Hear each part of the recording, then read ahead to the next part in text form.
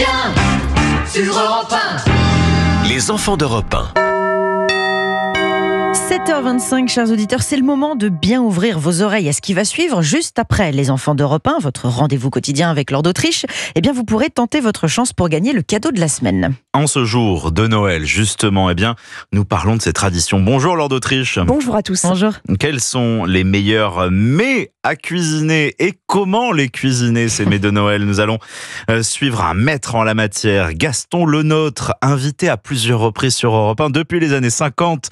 Gaston Lenôtre, qui a fondé la maison qui porte son nom en 1957, il a livré quelques-unes de ses recettes sur Europe 1. Oui, et pour un chef pâtissier aussi renommé qui à Noël vend 40 000 bûches traditionnelles et 20 000 bûches glacées dans les années 70, il lui faut une bonne quantité d'ingrédients. Nous avons pour la mise en place de Noël, on utilise 6500 kg de beurre extra provenant de Charente ou de Normandie.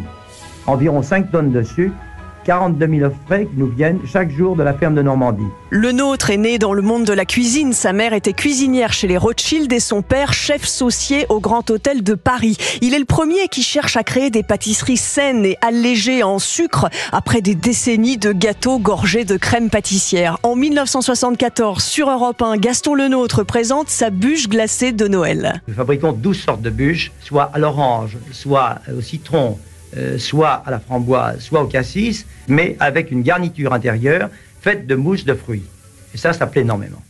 Ça plaît énormément parce que c'est beaucoup plus léger, je crois. C'est beaucoup plus léger. Ces bûches se vendent par milliers à l'époque dans les années 70. Alors comment fait-il Lenôtre pour en fabriquer beaucoup tout en gardant une grande qualité dans ses produits? Que toutes les recettes sont très au point. Là, il y a une recette précise pour chaque produit et personne ne peut déroger.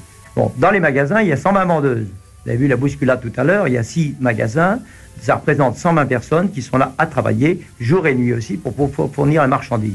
Et pour le plat principal, en 72, Gaston Lenôtre vous conseille pour Noël un couscous et une dinde farcie. Voilà, c'est très simple. Et vous préparez un couscous avec une excellente semoule, parfumé avec de la fleur d'oranger, parfumé avec de la cannelle, avec des branches de cannelle. Et vous garnissez une merveilleuse dinde de Bresse. Je dis de Bresse parce qu'il y a tellement de dindes qui sont falsifiées que la Bresse, pour moi, c'est vraiment l'enchantement pour les dindes. Et vous serez emballé du résultat obtenu. Gaston Lenôtre s'est éteint en 2009 à 88 ans. Aujourd'hui, avec ses 450 chefs, la maison Lenôtre dispose de la plus grosse brigade d'Europe.